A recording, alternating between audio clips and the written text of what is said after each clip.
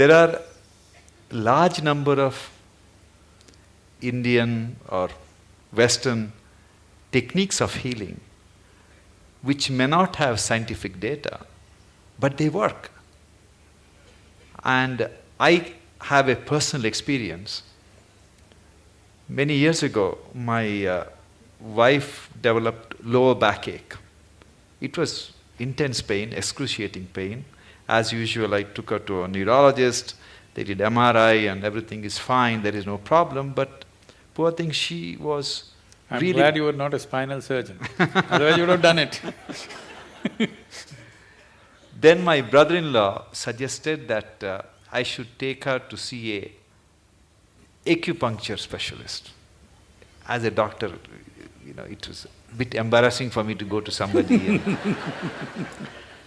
And he didn't have a fancy clinic. I went to his house and he talked to my wife for a few minutes and he made her sleep flat on the floor.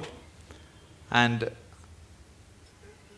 Sadhguru, he took, from the heel, he started pressing on her lower back for 10 minutes as I was watching. I'm not exaggerating, she never had the lower back pain ever since. I'll show you thousands and thousands like that. Not even with any needles, simply.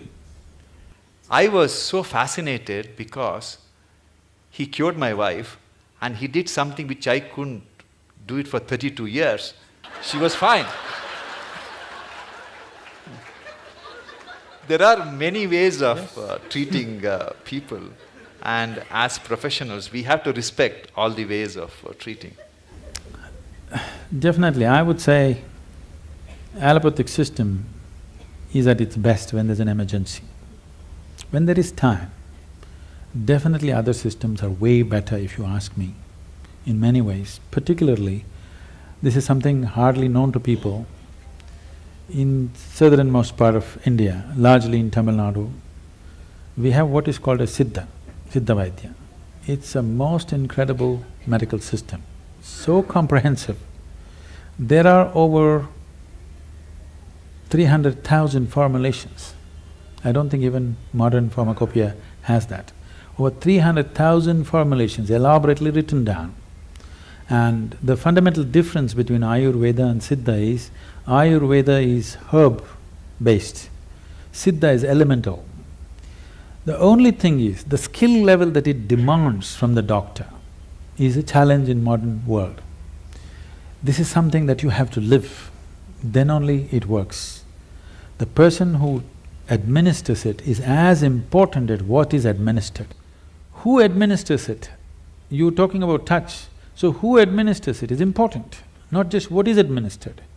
But the nature of modern medicine is, you write a prescription, some chemist who knows nothing about it gives it, and they take it. It's only purely chemical and it works.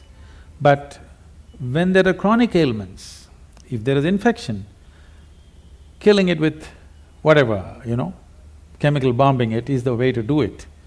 But when you're generating an illness from within, correcting it from within is most important.